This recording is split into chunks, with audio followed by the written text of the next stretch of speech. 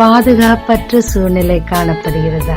இன்று கர்த்தர் உங்களுக்கு சொல்லுவது சங்கீதம் 91:11, உன் வழிகளெல்லாம் உன்னை காக்கும்படி உனக்காக தம்முடைய தூதர்களுக்கு கட்டளையிடுவார். பீலேயாம் வழி தவறி போன போது தேவ தூதன் முன்னே தோன்றி வழியை சரிப்படுத்தினார்.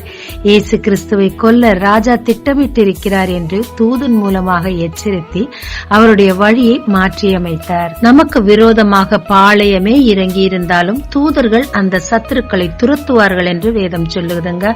உங்க பாதையை சரிப்படுத்த, தவறான பாதையில் போகும்போது எச்சரிக்க, ராப்பகலா உங்களையும் என்னையும் பாதுகாக்க தேவன் தூதர்களுக்கு கட்டளையிட்டிருக்கிறார். தைரியமா நடங்க. தேவன் தன் தூதர்களை கொண்டு உங்களை காப்பாருங்க. ஜெபிக்கலாமாங்க. என் வாழ்க்கை தைரியமாய் நடத்த எனக்காக தூதர்களை கட்டளையிட்டதற்காக உமக்கு நன்றி. எப்பொழுதும் உம்மை நான் அண்டிக் கொண்டு அந்த பிரிவிலேஜஸ் அனுபவிக்க எனக்கு கிருபை தாரும். இயேசு மூலம் பிதாவே, ஆமென்.